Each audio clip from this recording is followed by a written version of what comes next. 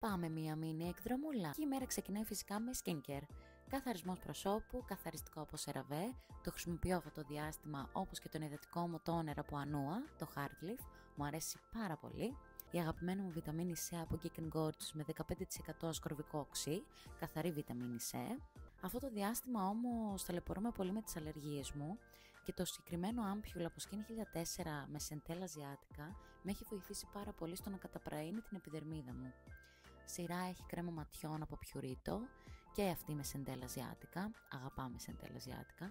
Και η ενυδατική που χρησιμοποιώ αυτή την περίοδο είναι η Hydration Station από Geek & Gorgeous, είναι σε μορφή gel, κάτι το οποίο αρέσει στο δέρμα μου.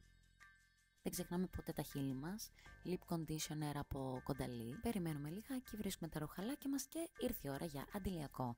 Δεν ξεχνάμε ποτέ το αντιλιακό μας, εγώ χρησιμοποιώ αυτό από Round Lab, μου αρέσει πάρα πολύ. Και εδώ είμαστε έτοιμοι, φεύγουμε.